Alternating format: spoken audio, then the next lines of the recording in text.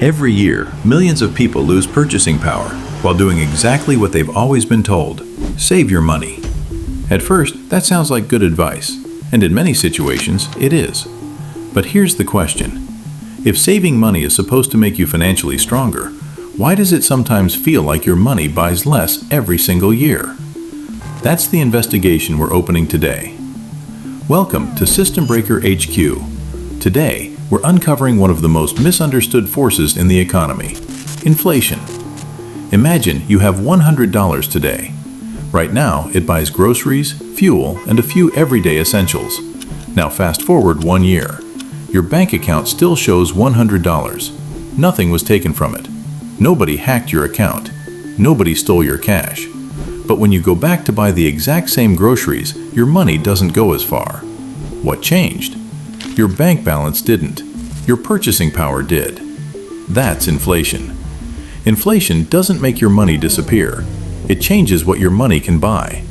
As prices rise over time, each dollar gradually buys less than it did before.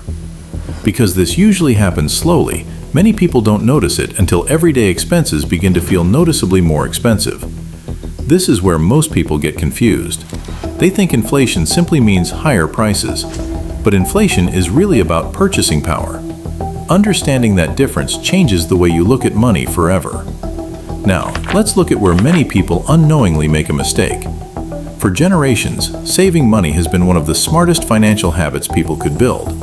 And that's still true. Everyone should have an emergency fund. Saving money is not the problem. The problem is believing that cash alone can protect your long-term purchasing power.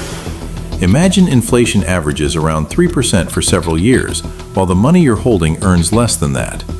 Your account balance might stay exactly the same. It might even grow a little, but the amount of goods and services that money can buy gradually becomes smaller. Your money didn't become worthless, it simply became less powerful. That's why understanding inflation matters, not because it creates fear, but because it helps you make better financial decisions. So, what can you actually do? You can't control inflation, but you can prepare for it. The first step is building an emergency fund. Before thinking about investing, before chasing returns, build financial stability. Set aside enough money to cover several months of essential living expenses. This money isn't meant to grow. Its purpose is protection. Life is unpredictable. Unexpected expenses happen. An emergency fund gives you breathing room when they do. Once that foundation is in place, the next step is education. Historically, diversified investments have often outpaced inflation over long periods. But that's history, not a guarantee. Markets go up, markets go down. Every investment carries risk. That's why learning comes before investing. The goal isn't getting rich overnight. The goal is giving your money the opportunity to grow over time instead of leaving all of it exposed to inflation. And finally, invest in the one asset that can continue creating value for decades: yourself. Learn new skills, improve your career, increase your knowledge, build additional sources of income. Financial products matter, but your ability to create value may become one of your greatest long-term assets. Here's something important to remember. Inflation exists in economies around the world. The rate changes from country to country, and it changes over time. That's why you should always rely on current information from trusted sources when making financial decisions. The exact percentage will change. The principle will not. Money has two values: the number you see in your account and what that money can actually buy.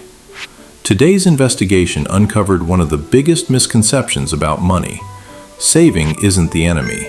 Inflation isn't the enemy either. The real danger is not understanding how they interact. You cannot control inflation, but you can control how prepared you are.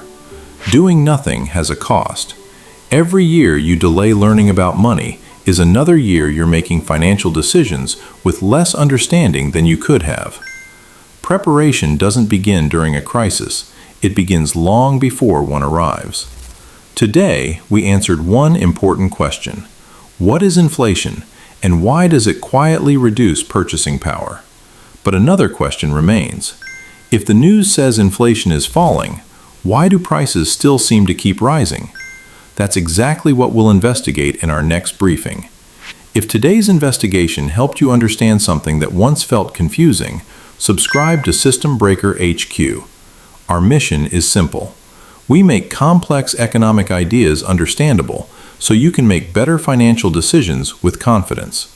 Until the next briefing, stay informed, stay disciplined,